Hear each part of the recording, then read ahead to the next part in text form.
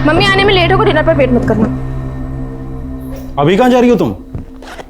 Mummy को बताया था मैंने, आज ग्रुप स्टडीज का प्लान है। ग्रुप स्टडीज के लिए दोस्तों को यहाँ भी बुलाया जा सकता है। पापा मैं वहां जाऊं या वो यहाँ, इससे क्या फर्क पड़ता है? पहली बार तो जा नहीं रही हूँ। ये लड़की कभी सीधे मुंह बात ही नहीं करती है। आप मेरे पे पहरा देना बंद करो, मुझे पता है कैसे जीना है।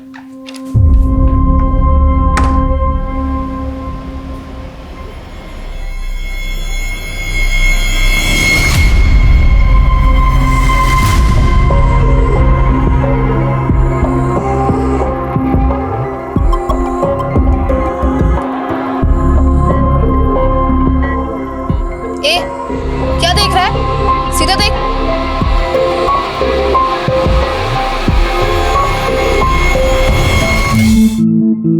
नीलेश, एक ड्रिंक बनाना यार। You are looking beautiful tonight. Thank you. Thanks.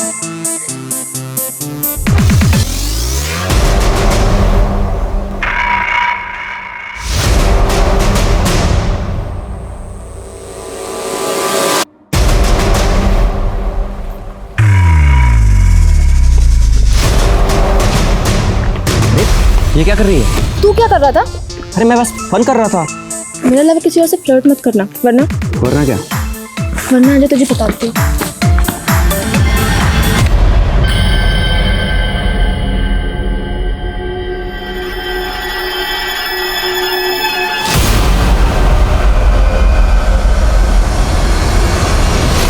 जवानी के जोश में होश को काबू में रख पाना कई बार मुश्किल होता है।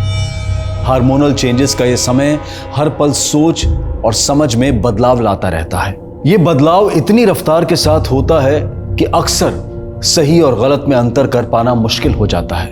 इस उम्र में मस्ती मजाक के चक्कर में अपने परिवार से झूठ बोलना बड़ी आम सी बात होती है। लेकिन मस्ती मजाक में उठाया गया एक कदम क्या जिंदगी की मंजिल को कहीं दूर भटका सकता है? क्या होगा अगर अल्लड़पन की इस उम्र को जुर्म की नजर लग जाए? आज के इस एपिसोड में आप जो कुछ देखने वाले हैं वो अपने आप में इतना अविश्वसनीय है कि आप खुद देखकर हैरान रह जाएंगे।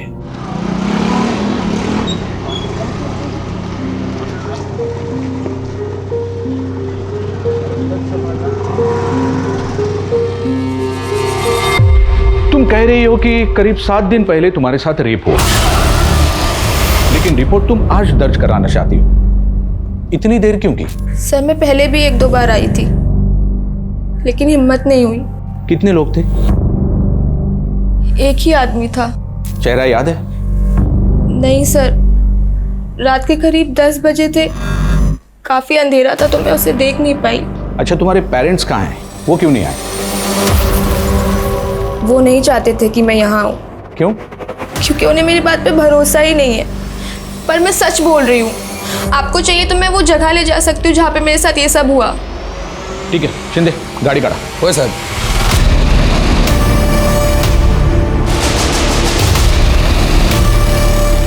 सर शायद यहाँ पे ही। रुको।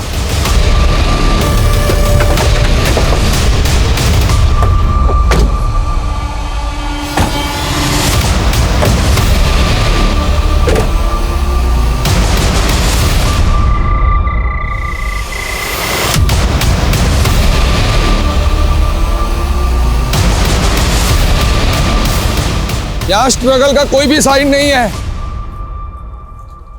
पक्का यही वो जगह है? सर शायद ये वो जगह नहीं है।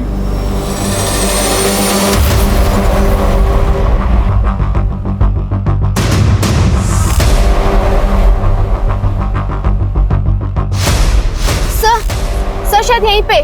हाँ, रुको रुको रुको रुको रुको।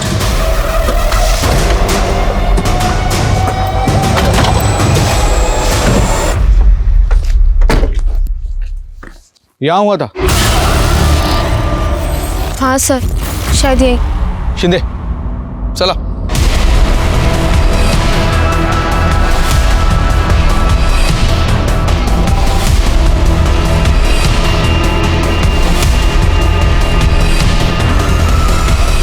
सर, यहाँ भी कुछ नहीं मिला।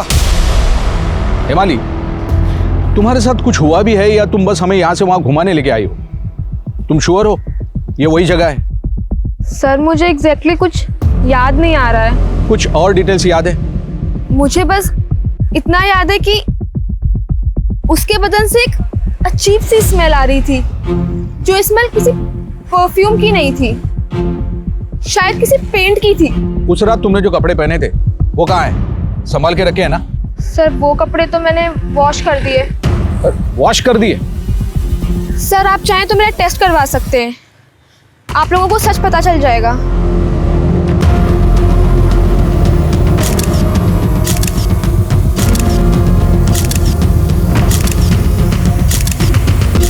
साहब हिमालयचे रिपोर्ट्स आलेत. बॉडी पे कोई इंजुरी नहीं है और हिमालय ने हमसे कहा था कि उसे गला दबाकर मारने की कोशिश की गई. साहब रेप को 7 दिन हो गए तो रेपिस्ट के डीएनए भी नहीं मिले. और कपड़े? कपड़े तो ऑलरेडी धुले हुए थे तो हमारे हाथ कुछ नहीं लगा. लेकिन हाँ, रिपोर्ट में एक बात सामने आई. क्या? हिमालय सेक्सुअली एक्टिव थी. सेक्सुअली एक्टिव थी तो मेरा रेप नहीं हो सकता? हमारे कहने का मतलब वो नहीं था. तुम्हें खुद नहीं पता कि तुम्हारा रेप कहाँ हुआ. उस शख्स का चेहरा भी तुम्हें याद नहीं. जिन जगहों पर तुम हमें लेके गई थी वहां से भी कुछ नहीं मिला. तुम्हारी रिपोर्ट्स में भी ना इंजरी डिटेक्ट हुई, ना रेपिस्ट का कोई डीएनए मिला. यहां तक कि जो कपड़े तुमने दिए थे उससे भी कुछ हासिल नहीं हुआ.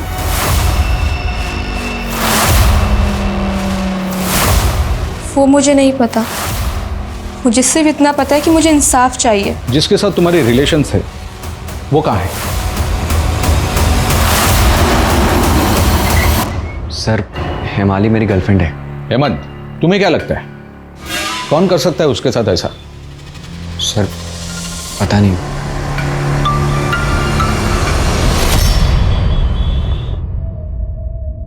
सर हम आपको कुछ बताना चाहते हैं. हिमाली के साथ कुछ इश्यूज हैं. वो अक्सर लोगों से अटेंशन पाने के चक्कर में कुछ भी कर देती है.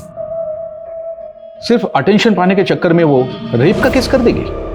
चलिए मान भी लिया कि उसने ये सब अटेंशन पाने के लिए किया, तो आखिर ये सब करके उसे किसका अटेंशन चाहिए होगा? सर एक्चुअली वो हमारी बेटी नहीं बल्कि मेरी पत्नी नीना के भाई की बेटी है. आज से करीब 12 साल पहले नीना के भाई और भाभी की डेथ हो गई. कोई देख रेख करने वाला था नहीं तो हिमाली अक्सर अपने किसी न किसी रिश्तेदार के घर रहा करती थी. लेकिन सर गैरों के बच्चे पे कौन ध्यान देता है. हिमाली के साथ भी यही हुआ. कोई उसे 2 हफ्ते रखता, कोई 2 महीने रखता और फिर उसे घर से निकाल देता. सर इसलिए हिमाली रिश्तेदारों के व्यवहार से इमोशनली काफी डिस्टर्ब हो गई थी और अपने आप को नेग्लेक्टेड फील करती थी.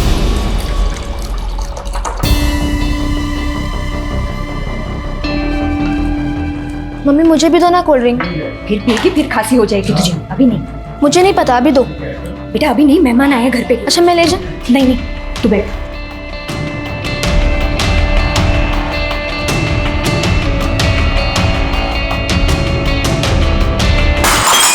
I'm so sorry. हिमाली! हिमाली!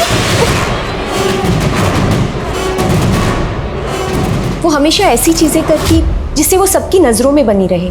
तो आपको लगता है कि ये रेप केस भी उसने सबकी नजरों में आने के लिए या लोगों से सिंपैथी पाने के लिए किया? हो सकता है सर. हर एम्प्लॉय को आशना से कुछ ना कुछ सीखने की जरूरत है. Back to back best performance and she is our best employ. Aashna, मैं चाहता हूं कि आप हम सबके साथ अपनी सक्सेस रेसिपी शेयर करें please. Thank you so much, sir. I would just like to say कि not only one individual, but as a team we work as a family. और एक family में चाहे जो कुछ भी हो, उन सबका एक दूसरे को support करना बहुत important होता है. और वैसे ही नंदन हमारी टीम का बहुत important member है. कुछ कहना चाहोगे? I just want to tell that if we work as a team, then we can achieve anything. And actually Nandan ये कहना चाहता है कि किसी भी प्रोजेक्ट को सक्सेसफुल बनाने के लिए मुझ जैसा टीम पार्टनर ढूंढना चाहिए. Right? right. I am just joking sir, I am just joking. आज मैं प्रिपेयर्ड ही नहीं था. तुम अगली बार देखना ऐसी स्पीच दूंगा ना कि Congratulations मैडम. Thank you. चलो फिर बाद में बात करते हैं। हाँ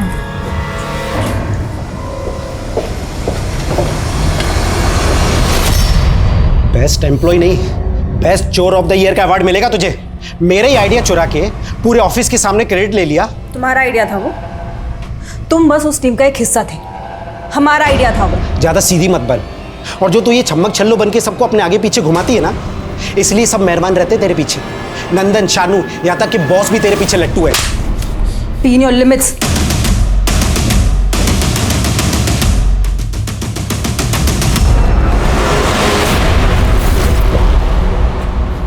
ये लीजिए भैया।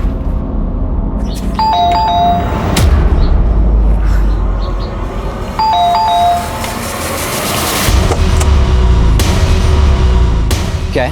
तू फोन क्यों नहीं पिक कर रहा है? देख हिमाली, तेरा मेरा कुछ नहीं है, दोबारा कॉल मत करना। यार ऐसे क्यों बोल रहा है? तुझे पता नहीं है क्या? तेरे वजह सारे कॉलेज में पता चल गया कि हम लोग स्टडी के नाम पे क्या क्या करते हैं। देख, अब तेरा मेरा कोई कनेक्शन नहीं है, दोबारा अपनी शक्ल मत दिखाना। हेमंत, खुद बाय। हेमंत मेरी बात तो सुनो।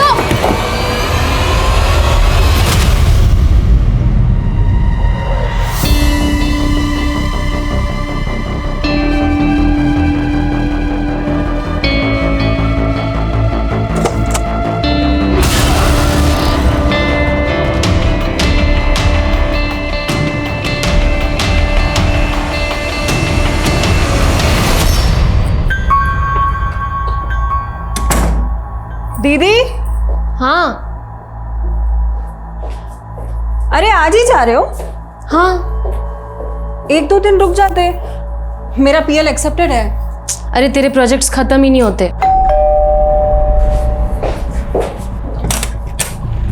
तुम तैयार नहीं हुई अभी तक? मैं आज कहीं नहीं जा रही हूँ। तुम्हारा फोन कहाँ है? तुम्हें मुझसे क्या काम था? अंजना का कॉल नहीं लग रहा था तो सोचा तुम्हें कॉल कर दूं। चलो, नहीं तो बस छूट जाएगी। बाय, ध्यान रखना। हाँ बाय। दरवाजा लगा लेना ठीक से। ये इतना इरिटेटिंग इंसान है, बॉयफ्रेंड कैसे हो सकता है? अरे आ रहा हूँ भाई, 1 मिनट।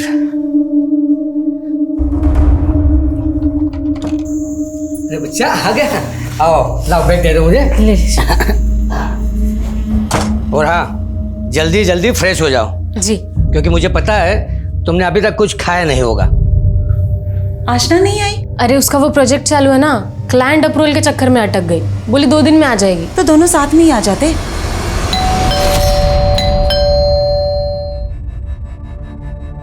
इसमें कौन आया होगा?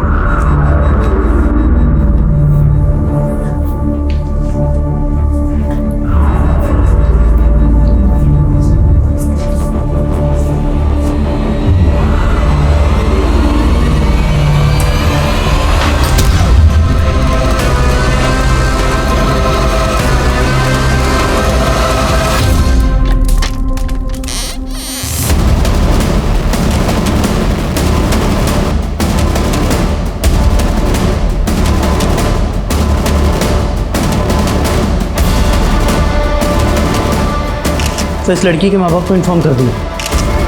सर, ये एक मल्टीनेशनल कंपनी के लिए काम करती है। ये और इसकी बड़ी बहन अंजना दोनों इस घर में रहते थे सर। अंजना कल रात कोल्हापुर अपने माँ बाप के घर गई। ये घर पे अकेली थी सर। इस लड़की का मोबाइल और ऑलमोस्ट सभी कपड़े गायब है, लेकिन सर कातिल ड्रॉर में रखे हुए कैश और ज्वेलरी लेकर नहीं गया है। यहाँ तक कि इसका लैपटॉप भी हमें अंदर बेड पे पड़ा मिला है। स्ट्रेंज। अगर इरादा लूट का होता तो वो गोल्ड, कैश, लैपटॉप भी लेकर जाता। चलो मोबाइल का तो समझ में आता है, लेकिन कीमती सामान को छोड़कर वो लड़की के कपड़े क्यों लेकर गया होगा? फोरेंसिक टीम के हाथ लगा कुछ? नहीं सर, अंदर कोई भी फोर्स्ड एंट्री के निशान नहीं है, ना ही हमें कातिल के फिंगरप्रिंट्स मिले। यहाँ तक कि सर हमें घर में कातिल का एक बाल तक नहीं मिला। हो सकता है कातिल लड़की की जान पहचान वाला हो, इसीलिए वो आसानी से अंदर आ गया। और वो ये भी अच्छी तरह से जानता था कि उसको अपने ट्रेसेस कैसे साफ करने हैं। बॉडी को पोस्टमार्टम के लिए भेजो सर।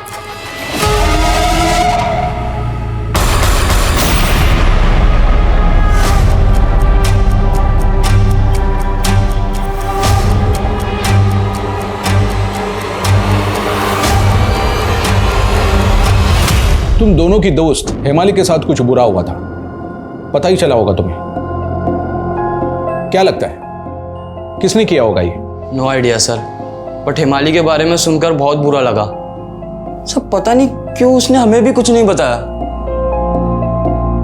क्या हिमाली झूठ बोल सकती है? I don't think so sir, वो बहुत अच्छी और हेल्पफुल लड़की है। ऐसा कभी हुआ नहीं उसने हमसे कभी झूठ बोला। सर मामला कुछ समझ में नहीं आ रहा है। हिमाली ने हमसे कहा कि रेप रात को 10 बजे हुआ, लेकिन मेडिकल टीम से कहा है कि रेप रात को 12 बजे हुआ। ये बगा ना सर। पेरेंट्स के मुताबिक हेमाली अटेंशन सीकर है, शायद इसी वजह से वो नाटक कर रही हो, लेकिन दोस्त कह रहे हैं कि वो सच्ची है। सर अगर रेप हुआ है तो कुछ तो मिलेगा, और अगर रेप हुआ ही ना हो तो? आपको झूठी लग रही हूँ मैं? तुम और हेमंत रिलेशनशिप में थे, काफी क्लोज। तुमने हेमंत को इस बारे में नहीं बताया? क्योंकि मुझे नहीं पता था वो कैसे रिएक्ट करेगा, डर गई थी मैं। डर? और उसके एक हफ्ते बाद सब लोगों के सामने बिल्कुल नॉर्मल थी। तुमने हमें बताया कि तुम्हारे साथ रेप 10 बजे हुआ था, लेकिन मेडिकल टीम से तुमने कहा कि 12 बजे हुआ था। चलो फिर से एक बार पूछता हूं, कितने बजे हुआ था ये सब? 12 बजे। और कितने लोग थे? 2। और एक झूठ, तुमने पहले हमसे कहा था कि एक शख्स था। एक ही आदमी था सर, मेरा रेप हो रहा था, डरी हुई थी मैं, खुद को बचाने की कोशिश कर रही थी। ऊपर से इतना अंधेरा था कि मुझे कुछ दिख भी नहीं रहा था। अब आप बताओ मुझे ऐसे में क्या क्या याद होगा? अब सीधे पॉइंट पे आता हूं, क्या तुम हमसे झूठ बोल रही हो? ठीक है, नहीं हुआ था मेरा रेप, यही सुनना चाहते थे आप? खुश हो आप सब? हिमाली, इस केस में एक भी सबूत और गवाह ना मिलने की वजह से हमें यह केस क्लोज करना होगा, और झूठी रिपोर्ट दर्ज करने के जुर्म में हम तुम्हारे खिलाफ एक केस करेंगे।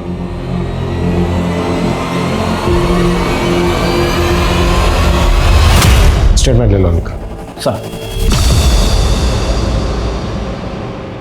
हाय नीलेश, कैसे हो? हिमाली, मेरा छोड़ो, तुम बताओ तुम कैसी हो? मेरा बस किसी से बहुत बात करने का मन था तो सोचा तुम्हें कॉल करूं। अच्छा किया, इनफैक्ट मैं भी तुम्हें कॉल करने ही वाला था। अच्छा सुनो ना, तुम्हारी हेमंत से कोई बात हुई क्या? नहीं, हेमंत से नहीं हुई। तो मेरा फ़ोन भी नहीं उठाता है वो। थोड़ी अपसेट लग रही हो। लेट्स मीट ना, इस बहाने तुम भी शायद बाहर घूम के तुम्हें अच्छा लगेगा। Okay, bye.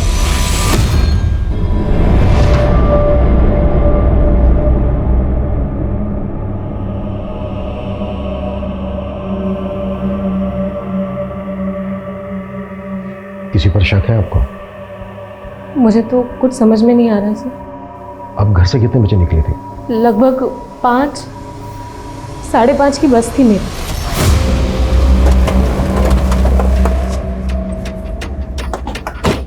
आशना के घर वालों से तो कुछ पता नहीं चला, उसके ऑफिस कलीग से मिलते हैं, शायद उनसे कुछ पता चल जाए।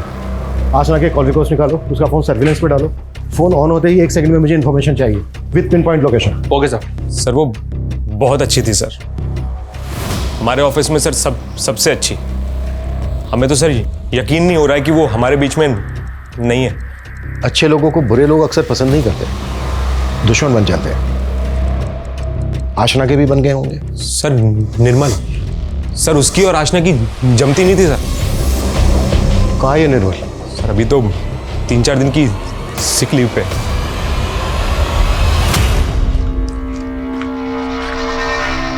Mango ice cream? तुझे कैसे पता कि मुझे मैंगो आइसक्रीम पसंद है? अब इसमें क्या, अब हम इतने टाइम से दोस्त थे तो इतना तो अंदाजा लगा ही सकता हूँ ना। क्या हुआ, ठीक हो? नीलेश यार, पता नहीं क्यों लेकिन सब लोग मुझे बहुत पीछे छोड़ देते हैं। बचपन में भी मॉम डैड की डेथ के बाद जब मैं अपने रिलेटिव्स के रहने गई तो मुझे ऐसे फील होता था कि जैसे मैं कोई बोझ हूं उन पे। मुझे बिल्कुल इम्पोर्टेंस नहीं मिलती थी। इनफैक्ट उन्हें तो मेरा बर्थडे तक याद नहीं था। 2 मार्च, राइट? तुम्हें याद है मेरा बर्थडे? अब मेरे ख्याल से अब चलना चाहिए, टाइम हो गया है। चलो। बैक टू बैक अपने 3 प्रोजेक्ट से बाहर किया था तुझे आशना ने। तेरे ऑफिस के लोगों से बात की हमने, उनका कहना है कि आशना के साथ तेरी बनती नहीं थी। सर इतनी सी छोटी सी बात के लिए मैं उसका खून करूंगा? हम लोग अगले प्रोजेक्ट में साथ में काम करने वाले थे। पर वो अगला प्रोजेक्ट कभी आशना की जिंदगी में आया ही नहीं। सर मेरा विश्वास कीजिए, मैंने कुछ नहीं किया है।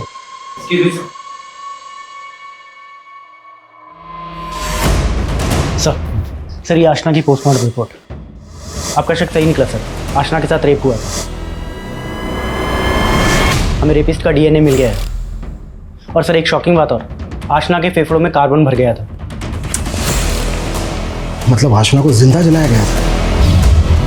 एक काम करो, निर्मल का डीएनए लैब भेजो। सर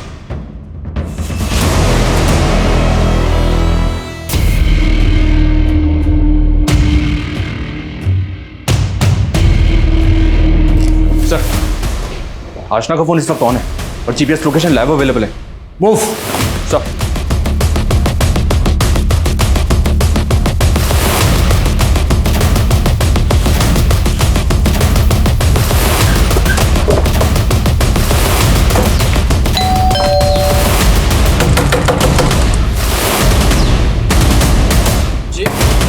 देखो रे चारों तरफ, फोन दो, फोन दो।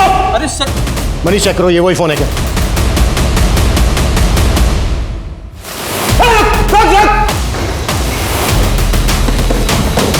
अरे सर रुकिए सर, सर रुको सर प्लीज। क्या कर रहे हैं? अरे सर, अरे सर चुप क्या रहा है? सर सर सर छोड़िए, सर छोड़िए सर छोड़िए उसे, उसकी हालत तो देखिए प्लीज।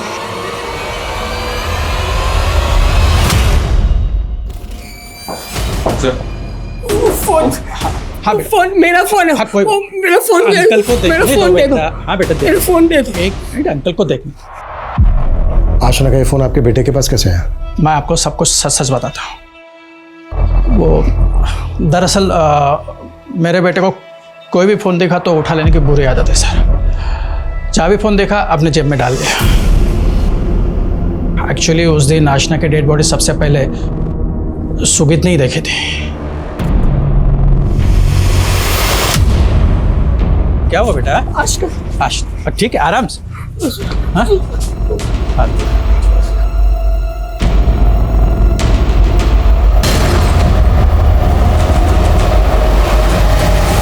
सुगीत, आशना को तो तुम अच्छी तरह से जानते थे ना?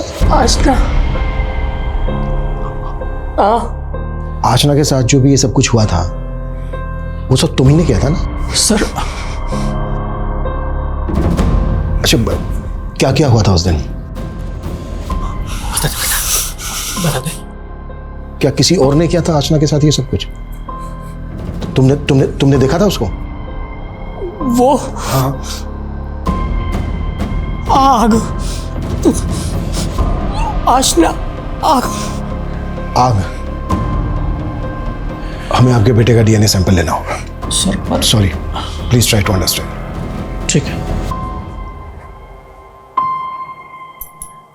कुछ दिनों बाद तुम वापस घर आ जाना, जब मैं वापस आ जाऊंगी। चैतन्य घर में अकेले तुम्हारे साथ रहने में कंफर्टेबल नहीं है। क्यों? आपको लगता है मैं उन पे फेक रेप केस कर दूंगी? ऐसा नहीं है, लेकिन तुम समझो, मैं जल्दी वापस आ जाऊंगी।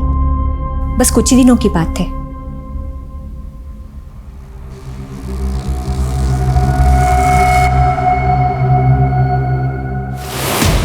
सर सर सर मेरे बच्चे को ढूंढ दीजिए ना प्लीज प्लीज प्लीज सर, मेरे बच्चे को ढूंढ दीजिए। Relax relax. क्या हुआ, कहाँ गया आपका? कल शाम को आप लोगों के जाने के बाद से ही वो गायब है। आप जाइए घर, हम ढूंढेंगे।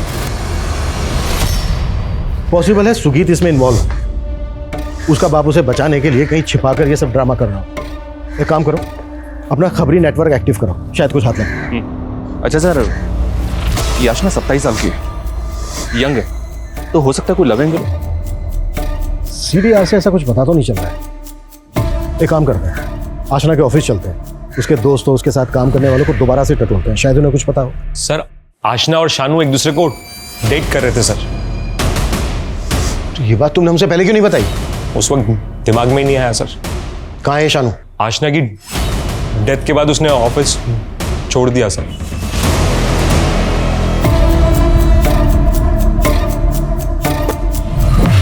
सर ये शानू का नंबर तो आशना की डेथ के बाद से डीएक्टिवेटेड है।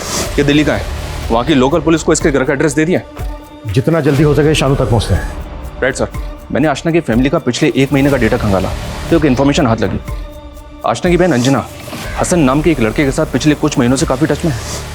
मे भी बॉयफ्रेंड।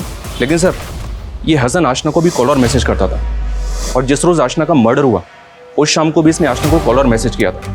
और चौंकाने वाली बात तो यह सर कि आशना की ब्लॉक लिस्ट में मुझे इस हसन का नंबर मिला है। तो अगर उस शाम को इसने आशना को कॉल और मैसेज किया था तो जाहिर सी बात है कि उस शाम के बाद से ही आशना ने इसका नंबर ब्लॉक किया होगा, जिसके कुछ घंटों बाद आशना के साथ रेप और मर्डर हुआ था। काफी अजीब है। आशना की बहन का बॉयफ्रेंड आशना को इतनी बार कॉल और मैसेज क्यों करेगा? और एक बात सर, जिस रोज आशना का मर्डर हुआ उस शाम को तकरीबन 5 बजे के आसपास हसन का फोन आशना के घर के एरिया में एक्टिव था और उसके बाद रात 11 बजे तक इसकी सेल लोकेशन चेंज होती रही है। मैं भी ट्रैवल कर रहा हूँ। हो सकता है सर। और रात को 11 से 1 बजे के बीच इसका फोन कोल्हापुर में एक्टिव था। कोल्हापुर, जहाँ पर आशना के माँ बाप रहते हैं? जी हाँ सर। बुलाओ इस हसन को, पूछे ये लॉन्ग ड्राइव पर कोल्हापुर ही क्यों गया था।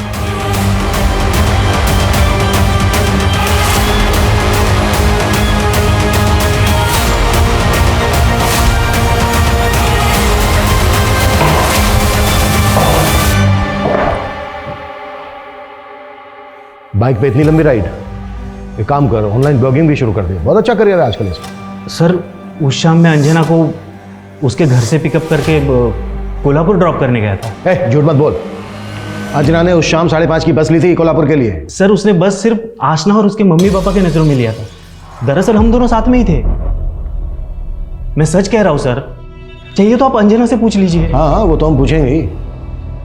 तू ये बता आशना को इतने सारे कॉल और मैसेज क्यों करता था, ये किससे पूछे? सर अंजना को मैं आशना के थ्रू ही मिला था। दरअसल मैं और आशना पुराने ऑफिस में साथ में काम करते थे। कहीं ऐसा तो नहीं है कि एक साथ दोनों बहनों के? नहीं सर, ऐसा बिल्कुल नहीं है। बल्कि मैं आशना को तभी कॉल करता था जब ज़रूरत हो, और वो भी बैक टू बैक 5 से 7 बार। क्योंकि सर एक बार में वो मेरा फ़ोन उठाती ही नहीं थी। और ये भी कोइंसिडेंटली रहा होगा कि जिस दिन आशना के साथ रेप और मर्डर हुआ उसी शाम को उसने तुझे ब्लॉक किया। देख कुछ भी छुपाना, जो भी सच है वो बोल। सर मैं सच कह रहा हूँ, आशना की मौत से मेरा कोई लेना देना नहीं है। ठीक है, जरूरत पड़ी तो फिर बुलाएंगे।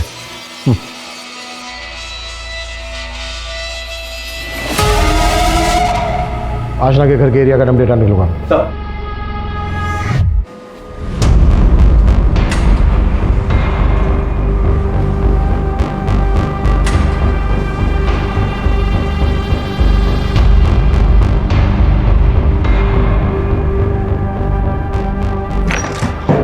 अंजना से कंफर्म किया मैंने सर। उस शाम हसन अंजना को बाइक से कोल्हापुर छोड़ने गया था। काफी शातिर लगता है हसन। जी हाँ सर।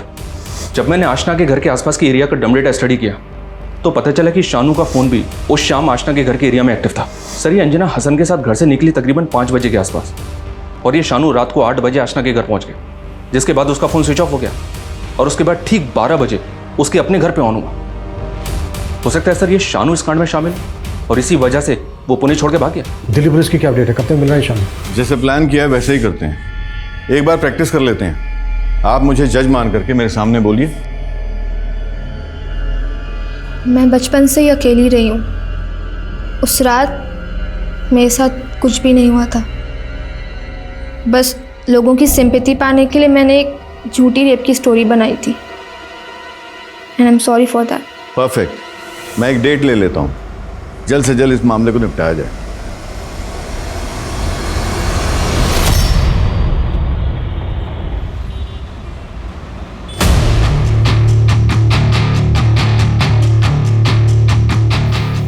झूठ मत बोलना। तू उस रात आशना के घर गया था, इस बात का प्रूफ है हमारे पास। तेरे फोन की लोकेशन आशना के घर के एरिया की लोकेशन है। आशना का मर्डर करते वक्त तूने अपना फोन ऑफ कर दिया और फिर अपने घर जाकर फोन ऑन किया। सर मैं झूठ क्यों बोलूँगा, मैं तो उससे बहुत प्यार करता था।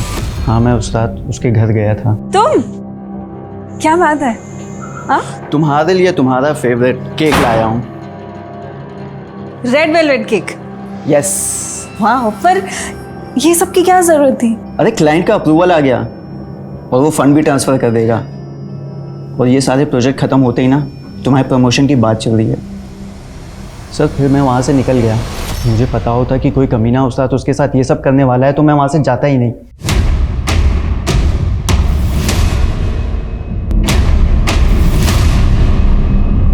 सर आशना की डेड बॉडी से मिले डीएनए सैंपल हमारे किसी भी सस्पेक्ट से मैच नहीं हो रहे हैं।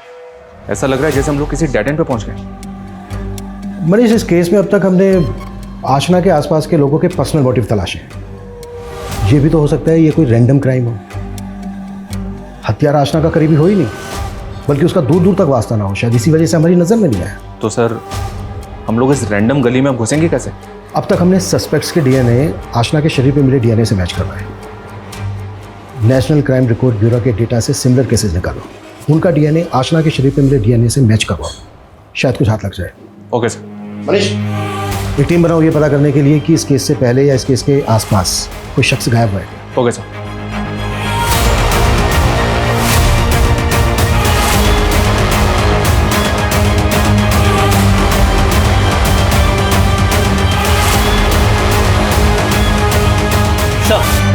सर जहाँ पर आशना का मर्डर हुआ था उसके पिछले रास्ते पर पिछले 1 महीने से सफाई नहीं हुई है। वहाँ पर कचरे का ढेर भी लगा हुआ है। हाँ तो ये काम तो म्यूनिसिपल कॉर्पोरेशन का है ना। लेकिन सर वहाँ का सफाई कर्मचारी पिछले 1 महीने से नहीं आया है। उसने अपनी सैलरी भी नहीं उठाई। What? मनीष, इस सफाई कर्मचारी की डिटेल्स निकालो, कुछ भी सस्पिशियस लगे इमीडिएटली मुझे बताओ। Okay sir.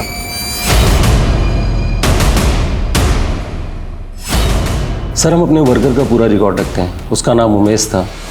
जब वो बहुत दिनों से काम पे नहीं आया तो उसके दिए गए एड्रेस पे हम लोगों ने पता लगाया, और जब वहाँ पे पता किए तो उमेश नाम का तो वहाँ पे कोई रहता ही नहीं था। सर आपके कहने पर मैंने म्युनिसिपल कॉर्पोरेशन से बात की तो पता चला कि वहाँ की साफ सफाई का काम एक लोकल कॉन्ट्रैक्टर के हाथ में। उसका नाम है विक्टर गोंजाल्वेस। मैंने विक्टर से बात भी की है सर। ये उसका स्केच है, विक्टर ने बनवाया। मैंने उस दुकान वाले से भी कंफर्म किया, उसने बताया कि ये वही आदमी है। इस उमेश का यूँ गायब हो जाना, गलत पता देना, ये बात खटकती तो है। जस्ट ए हंच, मैं गलत भी हो सकता हूँ, पर इतने दिनों के बाद ये हमें पहली लीड मिली है। ये क्या किया आपने? मैंने कहा था ना कोर्ट में जाकर सिर्फ माफी मांगनी है, केस रफा दफा हो जाएगा। केस तो रफा दफा हो जाएगा, लेकिन जो मेरे साथ हुआ है वो, उसका क्या? मैंने झूठ नहीं बोला था। सर हिमाली चाहती है कि आप पुलिस के खिलाफ केस करें। उन्होंने अपना काम ठीक से किया ही नहीं। मेरा रेप हुआ था, भले ही इस बात का कोई सबूत नहीं है मेरे पास, भले ही मुझे ये याद नहीं है कि मेरा रेप कहाँ हुआ, भले ही मुझे उसका चेहरा याद नहीं है, लेकिन मेरा रेप हुआ है। वक्त गुजरता जा रहा था मगर उस सफाई कर्मी उमेश का कुछ पता नहीं चला। फिर पुलिस ने इस केस से मिलते जुलते पुराने केसेस की फाइल्स को खंगालना शुरू किया। एक दो नहीं, बल्कि आसपास के 200 किलोमीटर के दायरे में 16 ऐसे केसेस मिले हैं जहां पर महिलाओं के साथ पहले रेप किया गया, उसके बाद मर्डर। और इन सभी केसेस में मुजरिम का डीएनए आशना के कातिल के डीएनए से मैच करता है। सर ये केस ऐसा मिला है जिसमें विक्टिम ने हॉस्पिटल में रहकर जिंदगी और मौत के बीच लंबी लड़ाई लड़ी है, और इस केस को हैंडल करी पुलिस टीम को भी कुछ इंपॉर्टेंट इंफॉर्मेशन मिली है। ये देखिए सर,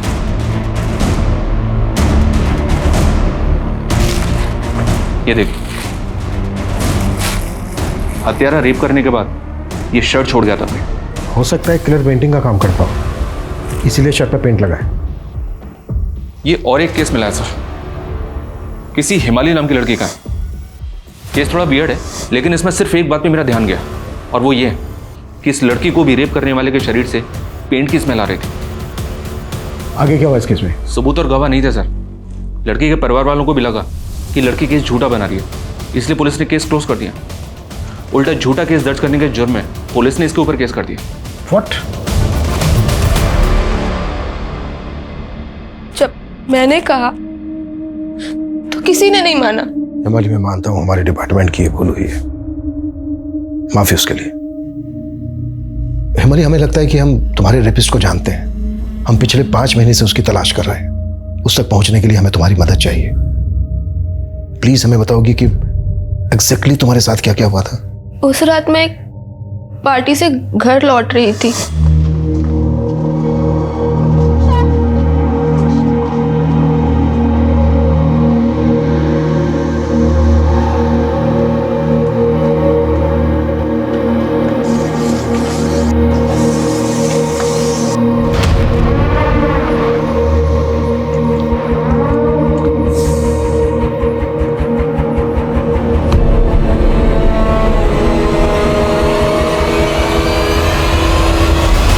आदमी? सर मुझे उसका चेहरा याद नहीं है, बहुत अंधेरा था, लेकिन मुझे उसकी आवाज याद है। वो मुझे चुटकी बुला रहा था और उसकी बॉडी से एक स्मेल आ रही थी जो। डोंट वरी, हम तुम्हारा केस रिओपन कर रहे हैं। सर हमने 7 सीरियल किलर की स्क्रीनिंग की। जिस तरह के सीरियल किलर के पीछे हम लोग हैं, वैसे सीरियल किलर ना तो फरार हैं और ना ही बेल पे हमें बाहर मिले। लेकिन सर ये एक आदमी हाथ लगा है हमारे, इसका नाम पिंटू है। ये सीरियल किलिंग में कन्विक्टेड है और इस वक्त जेल में बंद है। मैंने जब इसके विक्टिम्स के केसेस को स्टडी किया तो पता चला कि इसकी सीरियल किलिंग का तरीका तकरीबन वैसा ही है जैसा हमारे सीरियल किलर का है। ये इस वक्त जेल में बंद है तो जाहिर सी बात है ये सारे कांड इसमें तो किए नहीं होंगे। हाँ, ये हो सकता है कि जेल के अंदर इससे कोई प्रभावित हुआ हो, इस वक्त बाहर हो और उसने ही कांड किया हो। जेल में जाके इससे मिलते हैं। साहब मैंने कुछ नहीं किया, मैं तो पिछले 4 साल से जेल में ही हूँ। ये भी तो हो सकता है कि कोई यहाँ पे रहकर तेरा फैन बन गया हो। पिछले 4 साल से ही वो संकीर्ण वारदातों को अंजाम दे रहा है। याद कर अच्छे से। ये है वो आदमी। हाँ साहब याद आया, ये तो शायद वही है। कौन?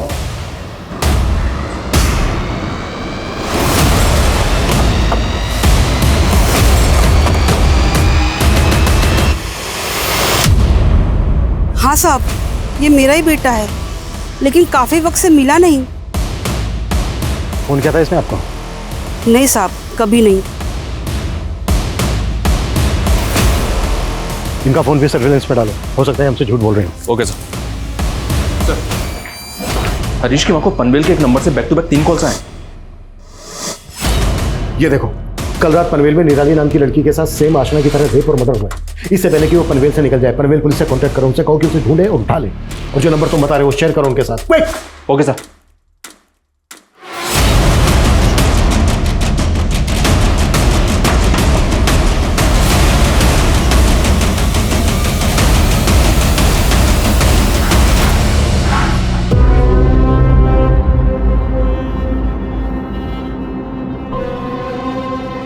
क्या रे चुटकी, तू बच गई? मेरे को लगा तेरी लाश भी नहीं मिलेगी किसी को। तेरी वजह से मेरी जिंदगी बर्बाद हो गई। तेरी वजह से मुझ पे किसी ने भी भरोसा नहीं किया। तेरी वजह से मुझसे सबने मुंह मोड़ लिया, सबने।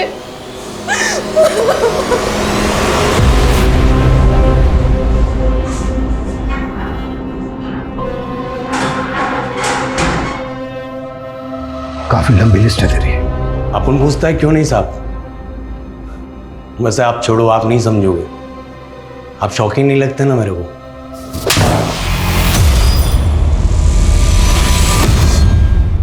आशना को कैसे टारगेट किया?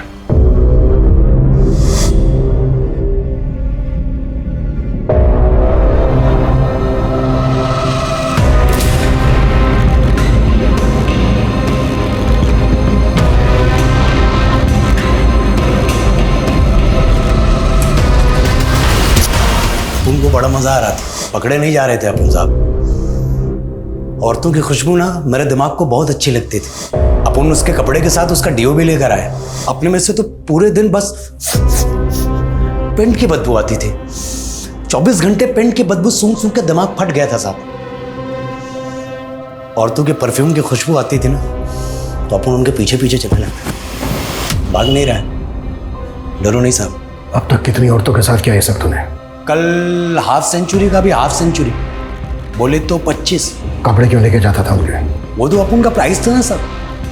अपन जब भी उसको सूंघता था फिर से वही वक्त ताज़ा हो जाता था, वही औरतें, वही खुशबू। फिर मेरे को लगता था दूसरे प्राइस के लिए आगे बढ़ो। ऐसा करके अपन मारता चला गया सर। अब मैं तुझे तेरी जिंदगी का सबसे बड़ा प्राइस दिलवाऊंगा, तेरा last price, death penalty price. Harish इस वक्त जुडिशियल कस्टडी में। अगर कोई भी इंसान इस तरह अपने दिमाग में कूड़ा इकट्ठा करता जाए तो धीरे धीरे उसकी बू समाज में फैलने लगती है। हरीश के इस मानसिक विकार की वजह से कई महिलाओं को अपनी जान गंवानी पड़ी है। हिमाली के ऊपर अब लोगों का भरोसा बढ़ा है, लोगों ने उसे अपनाना शुरू किया है, लेकिन शायद हेमाली अब आजीवन किसी और पर भरोसा न कर पाए। शायद हमारा समाज उसके भरोसे के लायक है ही नहीं। जिस लड़ाई में उसे सबका समर्थन मिलना चाहिए था, उस लड़ाई में उसे ही झूठा करार दे दिया गया। ये बहुत जरूरी है कि महिलाओं के साथ होने वाले छोटे से छोटे हादसों को भी नजरअंदाज न किया जाए। हर महिला को यह हक है कि वो इस समाज में सुरक्षित महसूस करे। देखते हैं हमारे आज के एपिसोड की दूसरी कहानी।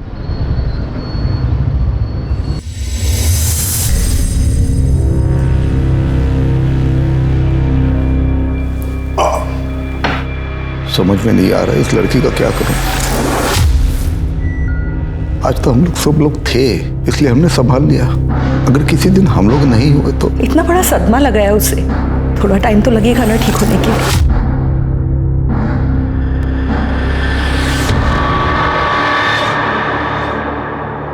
मैं समझती हूँ मीनाक्षी कि मेरी वजह से सब लोगों पर क्या बीत रही है, लेकिन मैं क्या करूँ? मुझे अरे आप बस ख्याल रखो और खुश रहने की कोशिश करो, ठीक है? बाकी सब हम संभाल लेंगे। क्यों मीनाक्षी? जब परिवार का कोई मेंबर मुसीबत में होता है तो परिवार का आदमी काम आता है ना? और हम तो हमारा फर्ज निभा रहे हैं। लेकिन हाँ, पुरानी बातें भूलने की कोशिश कीजिए, ठीक है? जी ताई, और जो भी हुआ उसमें आपकी क्या गलती है? आप क्यों अपने आप को दिन रात कोसती रहती हैं? ये सब बातें छोड़ो और आप आराम करो।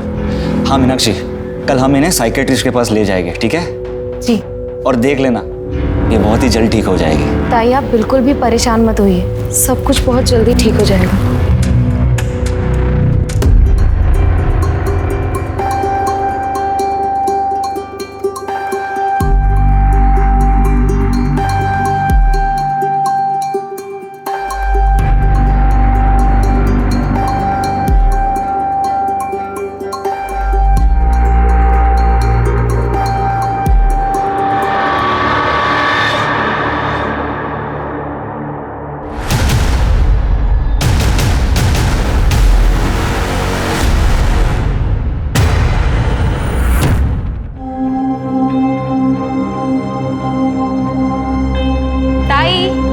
गर्मा गर्म नाश्ता तैयार है। ताई आप बाथरूम में है क्या? ताई कहाँ है आप? ताई ताई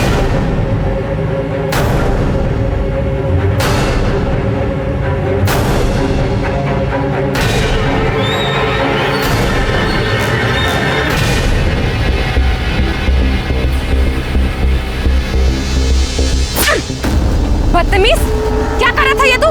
मैं तो इनका दुपट्टा ठीक कर रहा था।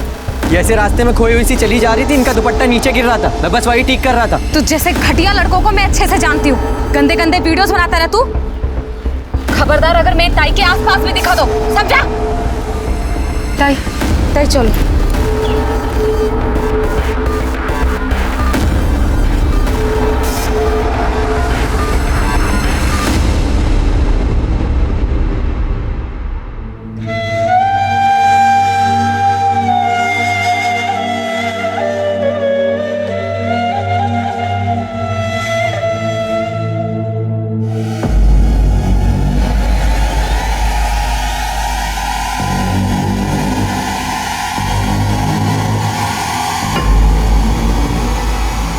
हाँ जी बहन जी, क्या लेंगी?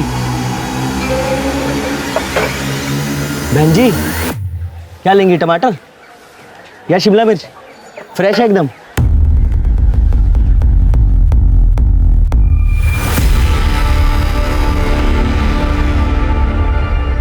अरे ओ बहन जी, क्या कर रही हैं आप? ये असली चाकू है, वो कट गया ना मर जाएंगी आप, मुझे भी मरवाएंगी। जाइए यहाँ से। कौन है? मालूम नहीं कौन है ये लड़की। जाने कहाँ से आ जाते हैं।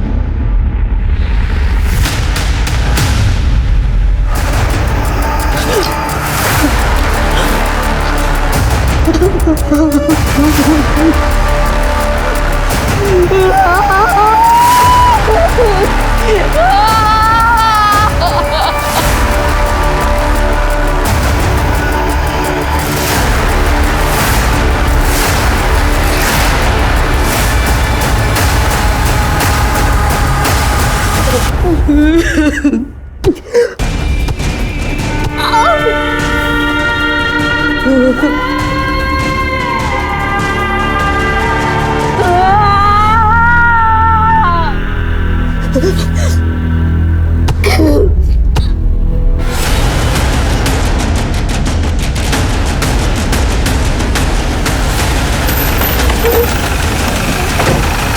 पीछे हटो, पीछे हटो।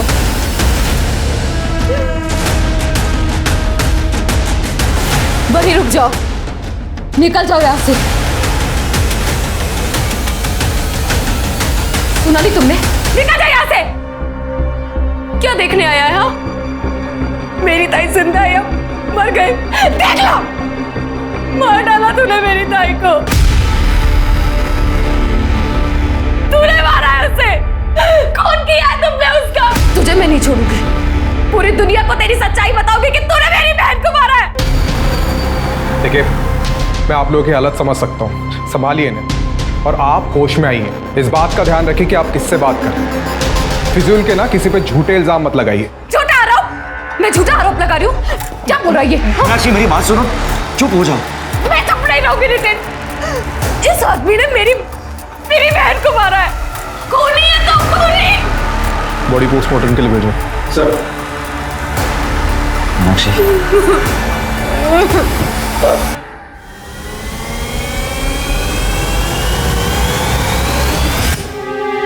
हमें आप सबकी मदद चाहिए मेरी बहन शिल्पा ताई को न्याय दिलाने में, क्योंकि हमें पता है कि प्रशासन हमारी मदद नहीं करेगा।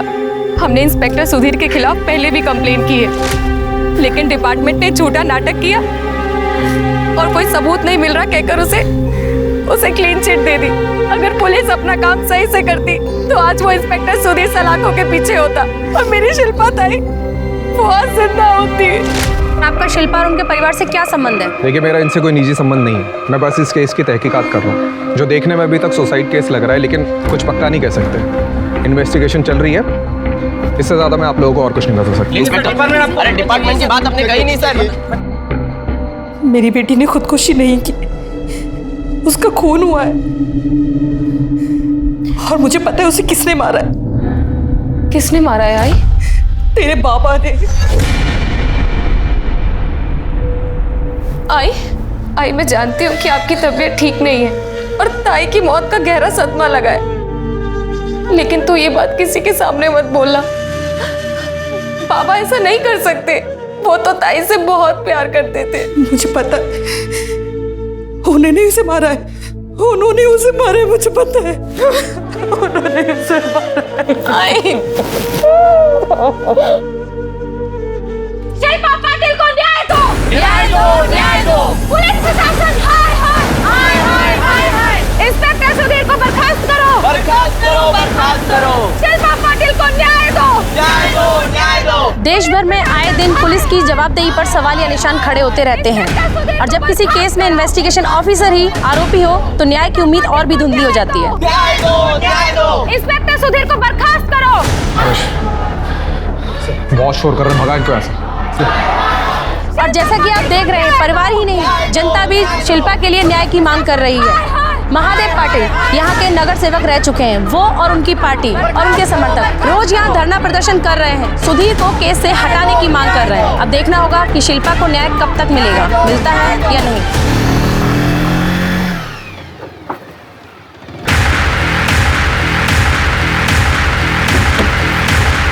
क्या हुआ? रास्ता क्यों रोका? नहीं पता तुझे? है? नाटक कर रहा है? नहीं पता? तेरी बीवी को समझा ले, क्योंकि अगर मेरी नौकरी गई ना तो इस शहर में क्या, तुम लोगों को इस पूरी दुनिया में रहने लायक नहीं छोड़ूंगा, समझे? और तुझे अच्छी तरह पता है मैं क्या क्या कर सकता हूँ, पता है ना? शिल्पा पाटिल की मौत का मामला मीडिया के जरिए पूरे देश में आग की तरह से फैल गया था। शिल्पा ने आत्महत्या की थी या फिर उसकी हत्या हुई थी, ये चर्चा का विषय बना हुआ था। शिल्पा के परिवार के मुताबिक इन्वेस्टिगेटिंग ऑफिसर इंस्पेक्टर सुधीर खुद आरोपी था, जिसकी जांच पर भरोसा नहीं किया जा सकता था।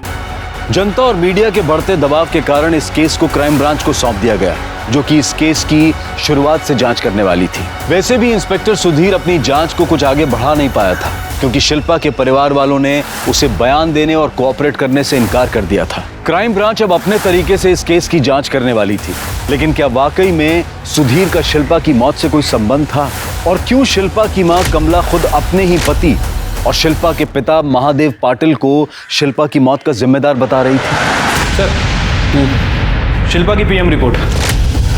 सर, रिपोर्ट के हिसाब से उसके सर पर 12 छोटे और 4 बड़े घाव हैं और सर इन्हीं घाव की वजह से उसकी मौत हुई है।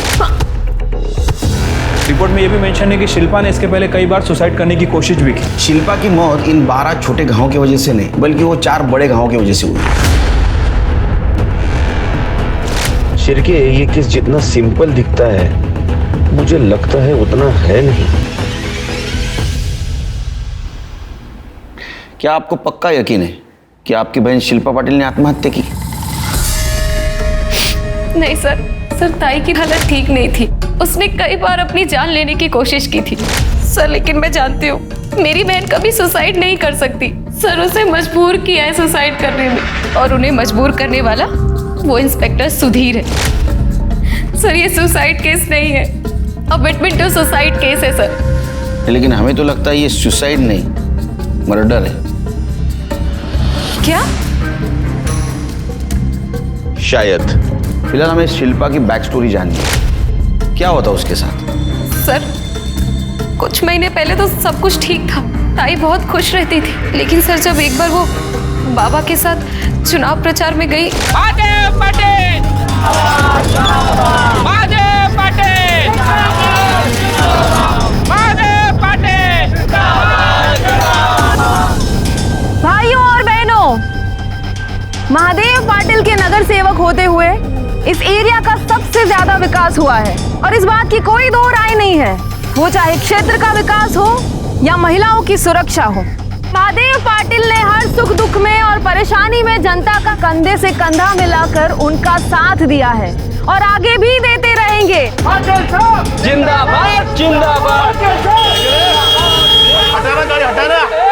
तेरे को मालूम नहीं क्या किसकी रैली है? किसकी रैली? किसकी रैली? महादेव पाटिल की। उसका बाप का रोड क्या? तेरे बाप का है?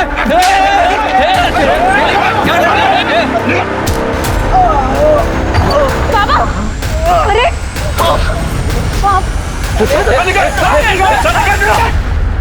कार्यकर्ता है ना? है? तू दादागिरी करेगा? तू दादागिरी करेगा? कौन बनना? चल लेके रहा, चल अंदर से ले इनको इधर। सर, मैंने उन लोगों को समझा दिया, अब गलती से भी आपसे नहीं भिड़ेंगे। बात सिर्फ हमारी नहीं है इंस्पेक्टर साहब। अगर वो एक नगर सेवक के साथ ऐसा कर सकते हैं तो आप सोचिए आम जनता का क्या हाल होता होगा। इस शहर में लॉ एंड ऑर्डर जैसा कुछ है या नहीं? आम जनता की सुरक्षा का क्या? या फिर आप पर्सनल लेवल पर ही प्रॉब्लम डील करते हैं? सर, मैं समझ सकता हूँ आपके साथ जो कुछ भी हुआ है वो इंटेंशनली किया गया, लेकिन आप टेंशन मत लीजिए। आपको जहाँ रैली करनी है आप कीजिए। आज से हमारे 2 कांस्टेबल आपके साथ हमेशा रहेंगे, दोबारा ऐसा नहीं होगा। बगल में साइड में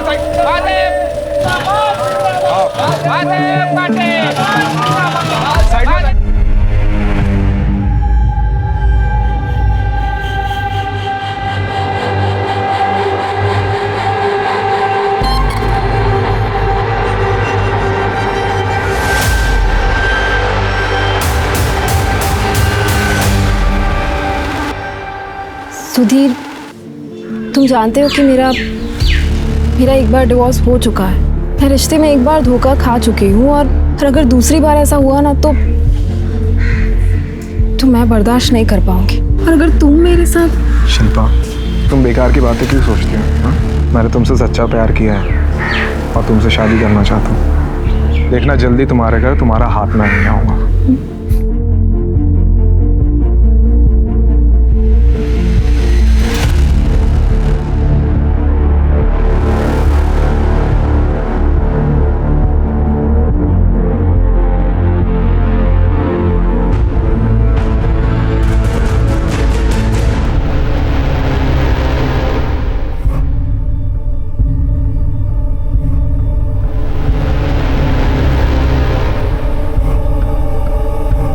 क्या छुपा रही हो ताई?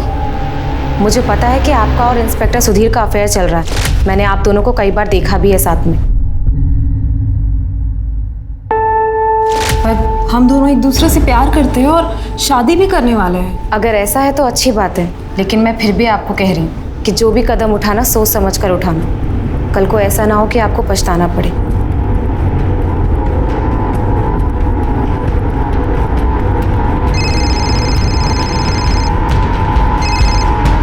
हाँ बेबी, अरे तुम्हें ही याद कर रहा था। अच्छा बताओ कहाँ मिलना आज? सुधीर, मैं प्रेग्नेंट हूँ। मैंने अभी टेस्ट करा, वो पॉजिटिव आया है। मुझे लगता है हमें शादी करने के लिए देर नहीं करनी चाहिए, जल्द से जल्द शादी करते हैं। हेलो सुधीर जी, ये इंस्पेक्टर सुधीर कहाँ होंगे? वो तो छुट्टी पे है, कब लौटेंगे पता नहीं।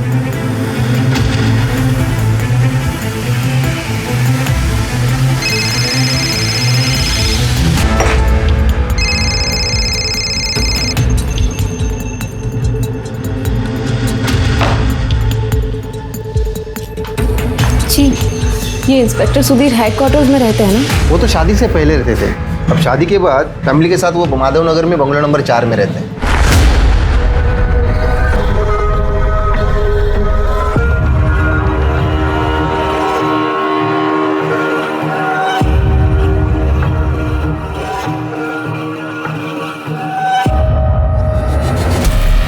सुधीर,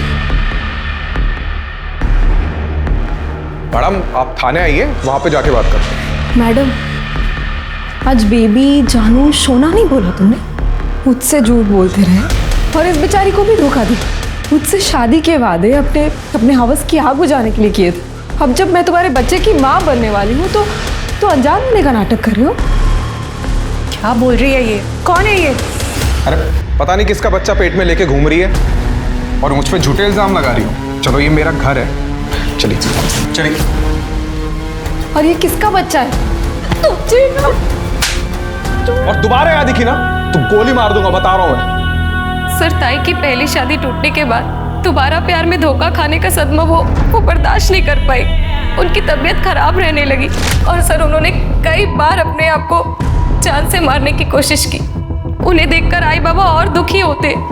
ये सोचकर मैं ताई को यहाँ लेकर आई अपने घर में। सर उस दिन जब मैं सब्जी लेने मार्केट के लिए निकली तब ताई घर पर ही थी और जैसे ही मैं वापस आई मैंने देखा कि ताई खून से लथपथ पड़ी हुई है।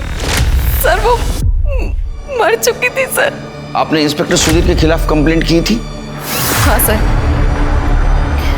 सर, लेकिन वो डिपार्टमेंट का आदमी था ना, पुलिस उसके ऊपर क्या कार्रवाई करती। डिपार्टमेंटल इंक्वायरी चल रही है कहकर कई दिन निकाल दिए उन्होंने और फिर सबूत नहीं मिला कहकर सुधीर को बिल्कुल क्लीन चिट दे दी उन्होंने। जब हमें पुलिस का कोई सहारा नहीं मिला तब हमने मीडिया का सहारा लिया। महादेव जी, मीनाक्षी, आप दोनों को चिंता करने की कोई ज़रूरत नहीं है। शिल्पा को न्याय दिलवा कर रहेंगे और सच्चाई को उजागर करने के लिए मैंने अखबार शुरू किया है। सर मीडिया के सपोर्ट से हम सुधीर और पुलिस पर कोई दबाव बना पाते उससे पहले बाबा ने अपने हाथ पीछे खींच लिए और शिल्पा ताई का केस ऐसे ही दब गया। क्यों? देखिए, वो तो मीनाक्षी मुझे ज़बरदस्ती वहाँ लेके गई थी, वरना मुझे तो पहले से ही पता था कि वहाँ जाने से कोई फ़ायदा नहीं होने वाला है। मतलब ये कि देखिए, सुधीर ने मेरी बेटी के साथ जो गलत करना था वो तो कर लिया था, उसके बावजूद भी डिपार्टमेंट ने उसे क्लीन चिट दे दी। अब कुछ ले दे के दी हो या फिर डिपार्टमेंट ने अपनी इज्जत बचाने के लिए दी हो, लेकिन दे तो दी ना, वो तो छूट गया। मेरी बेटी को तो अपनी ज़िंदगी से हाथ धोना पड़ा। और देखिए, अब इस मामले को आगे बढ़ाने के बाद मेरी और मेरी पार्टी की दोनों की छवि खराब हो सकती है, इसलिए मैंने खुद ही इस मामले को दबा दिया। लेकिन आपने एक बार भी ये नहीं सोचा कि शिल्पा की जो बेइज्जती हुई, उसका जो ह्यूमिलेशन हुआ, शायद उसको न्याय मिलता तो ठीक हो जाती। उसका एबॉर्शन करने का फैसला किसका था? फैसला? फैसला तो किसी का नहीं था। देखिए, ये एक एक्सीडेंट था। शिल्पा ने खुदकुशी करने की कोशिश की थी तो हम उसे नितिन के क्लिनिक तक लेके गए और वहाँ पर पता चला कि ये सुसाइड अटेम्प्ट, स्ट्रेस और डिप्रेशन की वजह से उसका मिसकैरेज हो गया। घर में अकेले रहते हो? बीवी बच्चा? प्राजक्ता अपने मायके गई है, उसके पिताजी की तबीयत ठीक नहीं है। क्या हुआ? नॉर्मल ना? जी हाँ। अच्छा, शिल्पा केस में तुम सस्पेक्ट हो, पता है तुम्हें? हाँ पता है, लेकिन सब ये बकवास है सर। शिल्पा के साथ मेरा अफेयर कुछ दिनों के लिए था, लेकिन सर मैं भी पुलिस में हूँ, मुझे भी पता है ये कोई क्राइम केस नहीं है। अच्छा? हाँ। तुम दिमाग से नहीं, जानकारी से भी कमजोर हो। किसी लड़की के साथ अफेयर करके उससे झूठे वादे करना शादी के, उसको प्रेग्नेंट करना और बाद में सुसाइड के लिए उसको प्रवृत्त करना, ये क्राइम है। सर शादी के लिए मैंने उसे कोई प्रॉमिस नहीं किया था, वो उसकी मर्जी से ही हो रहा था और फिर गले पड़ने लग गई, झूठ बोलने लग गई कि वो मेरे बच्चे की माँ बनने वाली है। बल्कि वो मेरा बच्चा नहीं था सर। फिर किसका बच्चा था? किसका था मुझे क्या पता सर, हो सकता है उसके पहले पति का होगा, अतुल का। सर वो आया करता था उसके पीछे, शिल्पा के पीछे घूमता था और मैंने एक बार तो उसको झगड़ा करते हुए भी देखा है। शिल्पा, मैं तुम्हें आखिरी बार समझा रहा हूँ, मेरे साथ वापस चलो, चलो मेरे साथ। तुम्हें और तुम्हारे बाप को बर्बाद कर दूंगा मैं, तुम्हारे बाप का पॉलिटिकल करियर मिट्टी में मिला दूंगा मैं। चलो मेरे साथ। क्या है? कौन है तू? चल चल निकाल।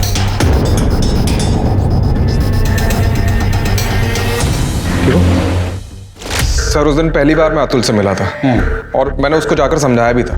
समझाया था या धमकी दी थी? या समझाते हुए धमकी दी थी? सर वो प्यार से मानने वाला थोड़ी था सर। शादी के पहले और शादी में होते हुए भी शिल्पा के साथ गाली गलौज, मारपीट, बस यही करता था वो। अतुल? सर ये अतुल जनजीवन पार्टी की अध्यक्ष प्रेक्षा भारती का बेटा है। सर ये शिल्पा के फादर इसी पार्टी से नगर सेवक थे। शिल्पा के मौत के दिन कहाँ थे तुम? पुलिस स्टेशन में था। देख, इन्वेस्टिगेशन में झूठा बयान देना क्राइम है, पता है तेरे को? शिल्पा मेरी वजह से प्रेग्नेंट हुई तो तुम्हारी बीवी है ना, वो हो सकता है ना ऐसा? ये नहीं हो सकता। क्यों? हम दोनों के बीच में कभी सेक्स हुआ ही नहीं, तो वो बच्चा मेरा कैसे होगा? कहां से आया बच्चा? हमको नाबालिग समझ रहा है? हाँ, पति पत्नी के बीच कुछ संबंध नहीं, ऐसा कभी हो सकता है? नहीं नहीं, ऐसा हो सकता है जब तुम्हारे में कुछ कमी हो। है कुछ कमी तुम्हारे में? कमी? मुझ में कोई कमी नहीं है। फिर तुमने डिवोर्स क्यों दिया था उसको? अपनी पॉलिटिकल पावर बढ़ाने के लिए महादेव पाटिल ने शिल्पा की शादी मुझसे जबरदस्ती करवाई थी। शिल्पा ने मुझसे शादी की लेकिन दिन रात झगड़ा करती थी मुझसे। अपने बाबा पे भी नाराज थी। ये दिन रात के झगड़ों से मैं बहुत तंग आ गया था, इसलिए डिवोर्स दिया मैंने उसे। और डिवोर्स के बाद भी तुम उसके आगे पीछे घूमते थे। धमकी दी थी ना तुमने उसको? मैंने धमकी दी थी। एक बात बताओ, शिल्पा के मौत के दिन कहाँ थे तुम? मैं अपने घर में ही था। शिरके, ये शिल्पा की मौत प्यार, सेक्स और धोखा इसकी वजह से नहीं, बल्कि किसी और वजह से हुई है। ये सुधीर, हो सकता है उसने उसको टॉर्चर किया हो और सुसाइड के लिए मजबूर किया हो, या उसके फादर, या उसका पहले वाला पति अतुल।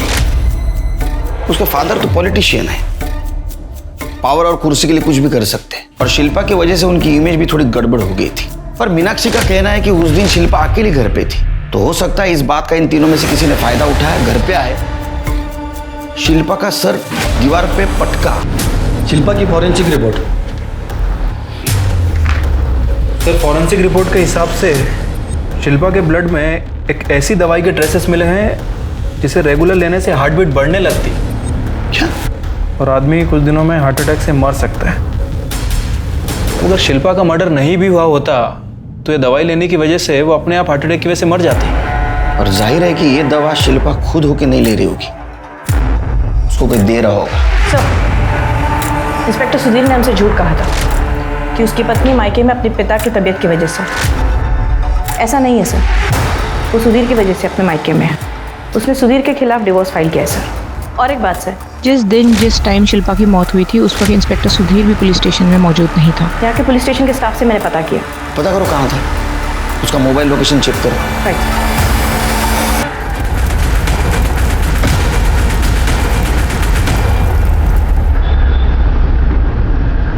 आपकी बहन शिल्पा जब आपके साथ यहाँ रह रही थी, उसे कुछ हार्मफुल दवाइयाँ दी जा रही थी जिसकी वजह से उसको हार्ट अटैक आ सकता था। कौन दे रहा था दवाई? क्या सर, ताई को मैं जो भी दवाई दे रही थी वो सब साइकेट्रिस्ट के कहने पर दे रही थी। क्या है, कैसी है, ये सब तो आपको नितिन ही बता सकते हैं। तो नितिन को बुलाई। सर वो इस वक्त क्लिनिक गए। कल रात जब वो वापस आए तो उन्हें एक इमरजेंसी केस का मैसेज आया और वो तभी चले गए, तब से लौटे नहीं है। चलो वहीं मिल लेते हैं उनको। शिल्पा की दवाई है और उसका मेडिकल रिपोर्ट सब कस्टडी में ले लो। नंबर और एड्रेस साइकेट्रिस्ट का। डॉक्टर नितिन को बुलाओ। बात करनी है कुछ। सर डॉक्टर साहब कल रात के गए हुए अभी तक आए नहीं। कहाँ गया कुछ पता है? नहीं साहब। शिल्पा पाटिल को जानता है? उसका अबॉर्शन यही हुआ था ना? हाँ साहब, सब लीगल ही होता है यहाँ पर। लीगल इलीगल तो मैंने तेरे से पूछा ही नहीं। खैर अब चल बोल रहा है तो ये भी बोल कि अबॉर्शन हुआ था या फिर मिसकैरेज हुआ था? बोल। एबॉर्शन हुआ था साहब। डॉक्टर नितिन ने बेहोशी की हालत में शिल्पा का एबॉर्शन कर दिया, फिर होश में आने के बाद बोला कि मिसकैरेज हो गया। इसी बात पे शिल्पा दीदी बहुत गुस्सा हो रही थी और बहुत रो रही थी। शिरके ये पॉसिबल है कि डॉक्टर नितिन ने किसी के कहने से शिल्पा का एबॉर्शन किया हो? महादेव, हो सकता है महादेव ने अपनी झूठी इज्जत बचाने के लिए डॉक्टर नितिन को बोला होगा, या तो इंस्पेक्टर सुधीर सबूत मिटाने के लिए। नितिन को ढूंढो, वही हमें सच बताएगा इस मेडिसिन और एबॉर्शन के बारे में। Right sir. वैसे नितिन कल शाम को अपने घर आया था और अपनी गाड़ी लेकर गया है, तब से रिटर्न नहीं आया सर। इसका फ़ोन भी स्विच ऑफ है। मैंने इसका फ़ोन सर्विलेंस पर डलवा दिया सर, जल्दी इसके बारे में पता चल जाएगा। उसके सारे डिटेल्स हाईवे पुलिस और चेक नाका भेज दो, उसका अकाउंट भी चेक करो। हमें शिल्पा के एबॉर्शन के पीछे कौन है ये ढूंढना होगा। फोरेंसिक रिपोर्ट में यह साफ हो गया कि शिल्पा को एक दवाई दी जा रही थी जिससे कि उसका दिल कमजोर हो और एक दिन वो खुद ही हार्ट अटैक से मर जाए। शिल्पा ने आत्महत्या नहीं की, उसका मर्डर हुआ, ये तय हो चुका था। हम बता तो देंगे लेकिन हमारी नौकरी चली जाएगी। नौकरी की टेंशन आप मत लो, आप बोलिए। जब साहब को पता चला कि शिल्पा मैडम पेट से हैं तो वो बहुत गुस्सा हुए थे। तो पता है कितने पापड़ पेले थे मैंने पार्टी में पोजीशन पाने के लिए, और इसकी वजह से सब कुछ खराब हो गया। अरे बाहर लोग मेरा मजाक उड़ा रहे हैं, घर में अपनी बेटी को नहीं संभाल सकता, शहर क्या संभालेगा। अरे इतने अच्छे लड़के के साथ शादी कर दी थी इसकी, कमीने के साथ जाके मुंह मार रही है बाहर। ये क्या है? ये क्या हाथ काट के मरने का नाटक कर रही है? मर जाना। बस भी करिए आप, वैसे इसकी हालत खराब है, प्रेग्नेंट है वो। अरे प्रेग्नेंट है तो भाड़ में जाए, ये मर जाए, इसका बच्चा मर जाए, मुझे कुछ नहीं फर्क पड़ता। सर, मोबाइल लोकेशन से पता चला है कि जिस रात शिल्पा का मर्डर हुआ उसके एक्स हस्बैंड अतुल और उसका बाप महादेव, इन दोनों के फोन की लोकेशन मोरेश्वर नगर में मीनाक्षी के घर के पास ही थी। मतलब ये दोनों हमसे झूठ बोल रहे थे। सर, एक इन्फॉर्मेशन मिली है, अतुल को इरेक्टाइल डिस्फंक्शन है सर, वो अपना इलाज भी करा रहा है एक सेक्सोलॉजिस्ट के पास। अभी पता चला कि उस दिन वो इतने कॉन्फिडेंटली कैसे कह रहा था कि वो बच्चा उसका नहीं हो सकता, क्योंकि उसको बच्चा हो ही नहीं सकता। और उस दिन वो दोनों मीनाक्षी के घर के पास थे। मतलब ये दोनों हमसे कुछ ना कुछ जरूर छुपा रहे हैं। उठाओ उनको। उस दिन मैं थोड़ा गुस्से में था, इसलिए ज्यादा बोल गया। लेकिन मैं क्यों मारूंगा मेरी बेटी को? क्यों करूंगा उसका अबॉर्शन? मेरी इमेज की और मेरे करियर की चिंता है मुझे, लेकिन उसके लिए मैं ये सब नहीं करूंगा। इतना पत्थर दिल बाप नहीं हूं मैं। तो उसके मर्डर के दिन कहां थे? मैं तो अपने घर पे ही था। घर पे थे? तुम कहां थे? ये घर पे थे तो तुम भी घर पे होंगे। झूठ मत बोल।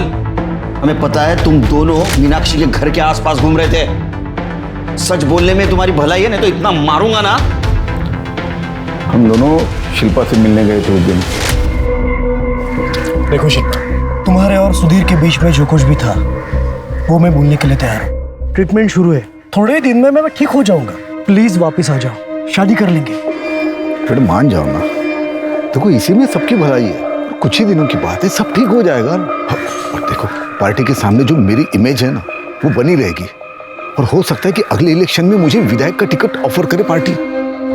कैसे खुदगर्ज बाप है आप बाबा। पहले आपने अपने करियर के लिए इस नामर्द से मेरी शादी कराई, फिर ये अपनी कमी छुपाने के लिए मुझे टॉर्चर करता रहा, फिर भी आपने कुछ नहीं कहा। और अब जब मैं इससे आजाद हो गई हूँ तो आप मुझे इसी के पास वापस जाने के लिए कह रहे। उसके बाद सुधीर ने मुझे धोखा दिया, कोई विश्वास करने के लायक ही नहीं। आप सब सेल्फिश है, सबको अपनी ही पड़ी, किसी को मेरी तो पड़ी नहीं। कहाँ जाऊं, क्या करूं, कुछ समझ में नहीं आ रहा। मैं एक काम करती हूँ, इससे बेहतर मैं मर ही जाती हूँ। मैं अपनी जान दे देती हूँ। शिल्पा, उस दिन शिल्पा ने तुम्हारी बात नहीं मानी, तुमको गुस्सा आया, तुम उसके पीछे पीछे उसके घर तक गए, घर में उसको अकेला देखा और उसका मर्डर कर दिया। नहीं सर, ऐसे कुछ नहीं हुआ, हमने कुछ नहीं किया।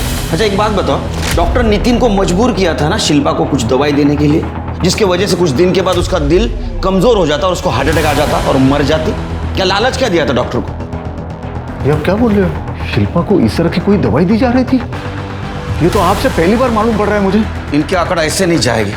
इनको डालो अंदर जेल में। चल। हेलो। ओ नेता, चला जा आता। सर मैं आपको कितने बार बता चुका हूँ, जिस समय शिल्पा की मौत हुई मैं पुलिस स्टेशन में था। देख, तू झूठ बोल रहा है। तेरे कॉल डिटेल्स हैं हमारे पास। तू उस वक्त मोरेश्वर नगर के आसपास था। देख, पहले ही तू डिपार्टमेंट का नाम मिट्टी में मिला चुका है। सच बोल। तो तेरे को भी मालूम है झूठ बोलने वाले इंसान के साथ पुलिस क्या बर्ताव करती है। वहाँ एक कॉल गर्ल है, उससे मिलने गया था। चल के पता करो ये सच बोल रहा है क्या।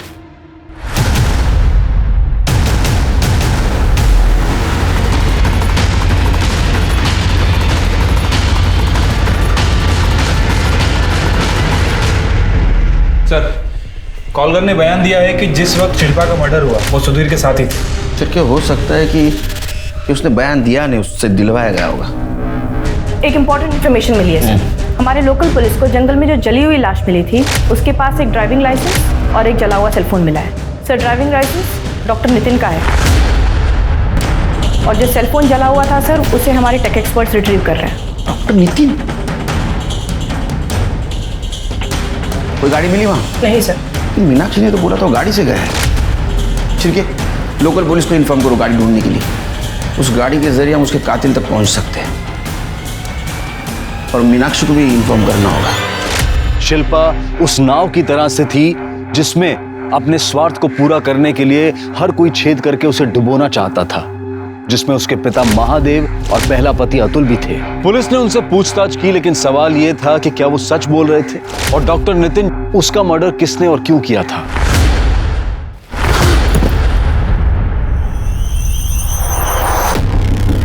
I am so sorry. हमें ऐसा लगता है कि शिल्पा और नितिन के मर्डर केस में कुछ ना कुछ कनेक्शन जरूर है, लेकिन वो कनेक्शन सुधीर नहीं है। क्योंकि हमारी इंक्वायरी में ऐसा पता चला है कि जिस दिन शिल्पा का मर्डर हुआ उस दिन सुधीर यहाँ मौजूद नहीं था। आपको किसी के ऊपर शक जो शिल्पा और नितिन को नुकसान पहुंचा सकता था? नितिन का तो पता नहीं, लेकिन शिल्पा ताई को वो जरूर नुकसान पहुंचा सकता है। वो कौन? रॉकी, हमारे कॉलोनी का ही लड़का है। बहुत ही आवारा है, दिन भर घूमता रहता है, गंदी गंदी वीडियोस बनाता है। एक दिन उसने शिल्पा ताई के साथ भी बदतमीजी करने की कोशिश की। मेरा उससे झगड़ा भी हुआ था। वो हमें ऐसे देख रहा था जैसे कि खा जाएगा। सर, मीनाक्षी ने बिना मेरी बात सुने थप्पड़ मार दिया। सर, गुस्सा तो आएगा ना सर। ये कैप तेरे लिए लकी है, निकाल अनलकी हो जाएगी। निकाल। तो हीरो बनता है। सर, मैं उसे घूर नहीं रहा था, मैं तो देख रहा था। उस दिन शिल्पा ऐसे इधर उधर भटक रही थी, उसे तो अपने कपड़ों तक का होश नहीं था। उसका दुपट्टा नीचे गिर रहा था, लोग उसे घूर घूर कर देख रहे थे। मैंने तो बस उसका दुपट्टा ठीक किया था, लेकिन मीनाक्षी को लगा मैं उसे छेड़ रहा था। अच्छा, तो तू भला आदमी है। बिल्कुल हूँ सर। कमीना तो डॉक्टर नितिन था, जिसके कहने पे मीनाक्षी आपको उल्टा भड़का रही है। वो कमीना अपने क्लिनिक में प्रेग्नेंट औरतों के गर्भ के लिंग का परीक्षण करता था, जो कि इलीगल है। मैं उसी का पर्दाफाश करने के लिए वो वीडियो बना रहा था, लेकिन उस नितिन को पता चल गया। तब से वो दोनों पति पत्नी मुझसे खार खाने लगे।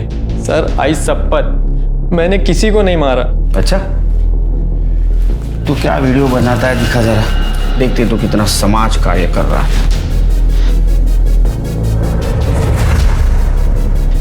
देखिए सर, मैं कुछ गलत नहीं कर रहा था। मैं तो उल्टा दूसरों की मदद करने की कोशिश कर रहा हूँ। चिरगी, इसके सारे वीडियो चेक करो। सर, डॉक्टर नितिन का जो जला हुआ फ़ोन मिला था और उससे जो डेटा रिट्रीव हुआ है सर, उससे पता चला है कि डॉक्टर नितिन और सुधीर आपस में इंटरनेट कॉल किया करते थे। अच्छा। दोनों की मैसेज ऐप पर भी काफ़ी चैट हुआ करती थी सर। एक मैसेज से यह भी पता चला है कि सुधीर ने डॉक्टर नितिन को शिल्पा का एबॉर्शन करने के लिए कहा था। उसने सर यहाँ तक कहा था कि शिल्पा का मर्डर कर दो, जिसके बदले में वो डॉक्टर नितिन को कुछ पैसे भी देगा और साथ ही साथ उसके क्लिनिक में जितनी इलीगल एक्टिविटीज़ हो रही थी सबको इग्नोर कर देगा।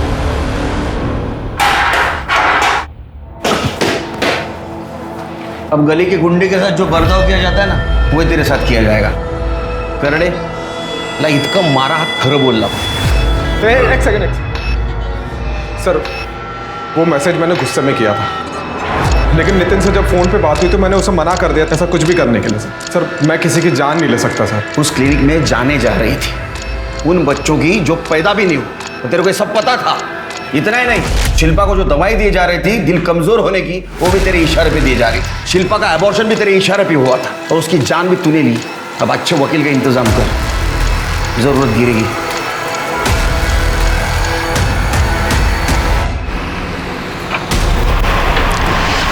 गाड़ी का कागज दिखाओ। और गाड़ी पे नंबर कुछ अलग है, इस पे कुछ अलग, ऐसा क्यों? अरे वो सब ये गाड़ी मुझे मेरे भाव ने दी है। वो बोल रहा था कि कुछ नंबर का प्रॉब्लम है, लेकिन वो ठीक कर देगा सब। नाम क्या तेरा? किशन। नाम भी अलग है। पेपर पे डॉक्टर नितिन मुराजकर लिखा हुआ है। गाड़ी साइड लगाओ। अरे साहब वो बोला ना, लगा साइड लगा।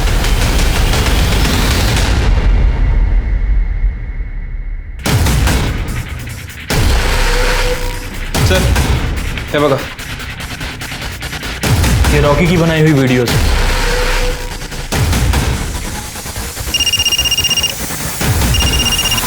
हॅलो, हां काय किसनराव, कसं चाललंय? ठीक है साहब। पता? हाँ बोल, डॉक्टर नितिन की गाड़ी क्यों लेके गया था? तो सूर बाहर निकालूंगा तेरा। बोल। तुम्हारे कॉल डिटेल्स है हमारे पास, उससे पता चलता कि तुम संदीप से देर रात तक बात करती थी।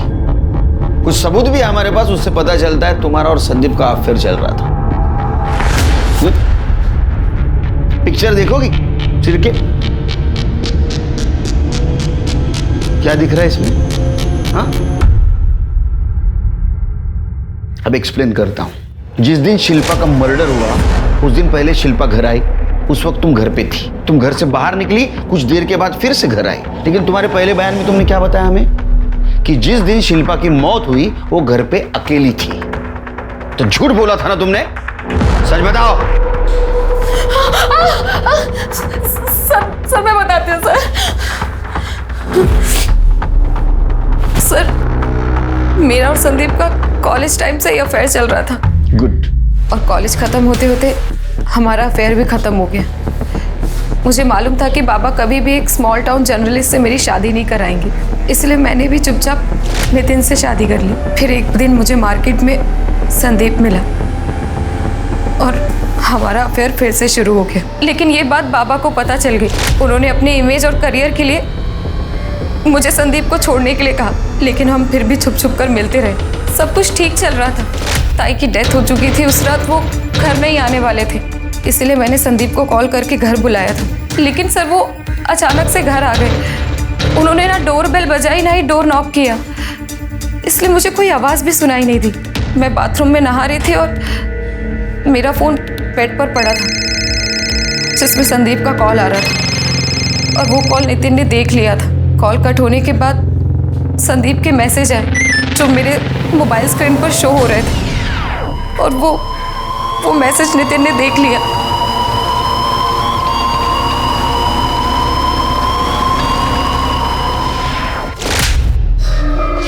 चल तू बता। सर मैं जानता था सर नितिन मेरे ऑफिस में आकर तमाशा करेगा, इसीलिए मैंने पहले से सब कुछ सेट करके रखा था। मेरे प्यून किशन को मैंने पैसों का लालच दिखाया और इसे भी अपने साथ मिला लिया। और जैसे ही नितिन मेरे ऑफिस पहुंचा,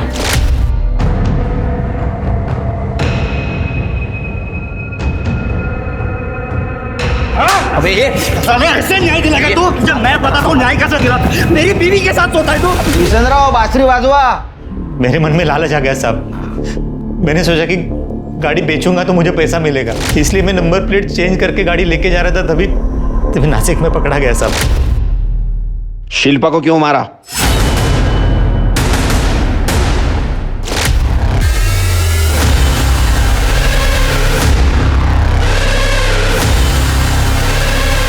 क्या ये सब? हाँ, तूने बोला था दोस्त है वो तेरा। शर्म नहीं आती एक शादीशुदा आदमी से अफेयर करते हुए? आपको आई थी ताई? आपने भी तो शादीशुदा आदमी से अफेयर रखा था ना? मुझे पता नहीं था वो शादीशुदा है और मेरा डिवोर्स हो चुका है। तू खुद एक शादी में है और तू देख रही है उस गलती की सजा मैं अब तक भुगत रही हूँ। देख अभी भी वक्त है, मत कर ये सब। नितिन, वो बेचारा तुझसे कितना प्यार करता है, तू उसे धोखा दे रही है। तूने ये सब खत्म नहीं किया ना तो मैं नितिन को बता दूंगी। ताई बहुत ही सीधी थी, उन्हें कोई कुछ भी कहता था वो आसानी से मान जाती थी, इसलिए मैंने भी कुछ भी झूठ मूठ बोलकर उन्हें मना लिया। लेकिन मुझे डर था कि अगर वो दोबारा हमें साथ में देखेंगी तो वो नितिन को सब कुछ सच सच बता देंगी। ताई बहुत ही फिजूल के उसूल टाइप की लड़की थी, उनकी तबीयत धीरे धीरे बिगड़ती जा रही थी। फिर उस दिन वो जब घर आई वो अपना सर दीवार से पटकने लगी और उसके बाद मैं घर से निकल गई। कुछ देर बाद सब्जी लेकर मार्केट से वापस आई ताकि आप सब लोगों को मुझ पर यकीन हो जाए। मैंने जानबूझकर सारा इल्ज़ाम इंस्पेक्टर सुधीर पर लगा दिया ताकि मुझ पर किसी का ध्यान न जाए। तुमने अपनी गलती छुपाने के लिए अपनी सगी बहन को मार दिया, जिसको तुम्हारे सहारे की जरूरत थी। इतना ने अपने पति को भी मार दिया, और तुम न्याय के ठेकेदार। बाहरी दुनिया से तो हम सब सतर्क रहने की कोशिश करते हैं, लेकिन जब घर में ही असुरक्षा हो, स्वार्थी लोगों का झुंड हो, तब क्या करें? कैसे पहचाने उनके स्वार्थ को? दरअसल ये बहुत मुश्किल है। इसके लिए अपने विवेक का इस्तेमाल करें। झूठ, फरेब, दिखावा ये कहीं भी पाया जा सकता है, अपनों में भी और अपने में भी। और अगर इनमें से कोई भी चीज हमें अपने अंदर आती दिखाई दे तो जरूरत है सतर्क होने की, क्योंकि ये हमें भी अपराधी बनाने की हद तक ले जा सकती है। और ये ना सिर्फ आपकी बल्कि दूसरों की जिंदगी के लिए भी घातक हो सकता है। अब मैं अनूप सोनी आपसे विदा लेता हूं, फिर मुलाकात होगी क्राइम पेट्रोल सतर्क में एक और नए केस के साथ। तब तक अपना और अपने परिवार का ख्याल रखें, सतर्क रहें, सुरक्षित रहें और देखते रहें क्राइम पेट्रोल सतर्क। जय हिंद। इस तरह के और भी एपिसोड देखने के लिए हमारे चैनल को सब्सक्राइब करें और बेल आइकन दबाना ना भूलें।